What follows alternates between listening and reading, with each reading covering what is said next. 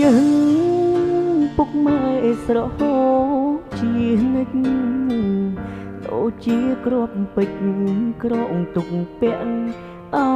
យកូនរកស៊ីតស៊ូនៅលំ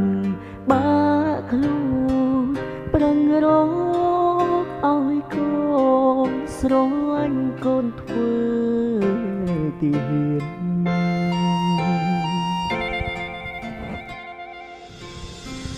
ដៃត្រកងអបតែកំភ្លើងការពីជាតិយើងខ្មាំងសត្រូវឈ្លានពី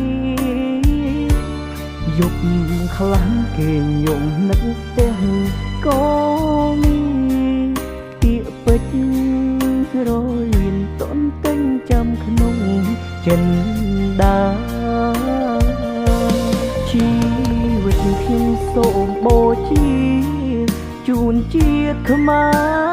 រធាតជូនពុកម៉ែក្តីស្នេហ៍ទុកជូនសង្សារកើតជាកូនប្រុសមានឈាមសូវ័នមិនខ្លាចមរណារក្សាភុកផែនខែមរាផង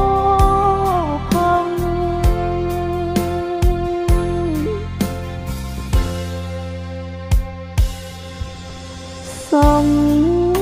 សារអើយអូនសែនកំសត់គ្រាដែលបងព្រាត់ថែពុកម៉ែបងផងកុំឲ្យគាត់ឈរមាត់វាចាំបងព្រោះក្នុងបេះដូងបងវិលជួបជុំវិញហើយ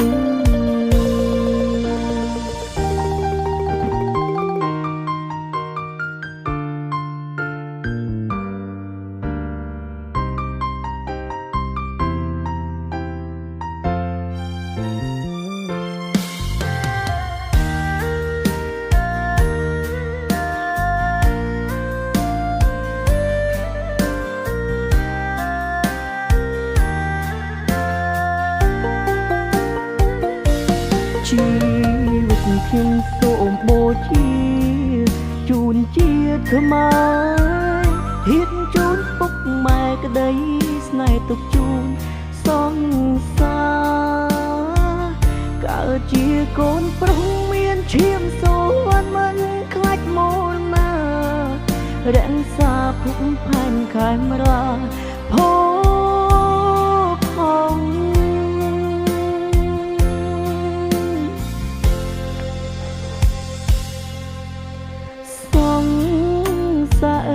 អូនសែនកំសត់គ្រាដែលបងព្រាត់ថែពុកម៉ែបងផងកុំឲ្យគាត់ឈរមាត់វាចាំបងព្រោះក្នុងបេះដូងបងវិលជួបជុំវិញហើយសូមស្រកឈាមសុវណ្ណបំរើរត់ថាជាតិខែមរាកត់ឈ្មោះខ្ញុំផង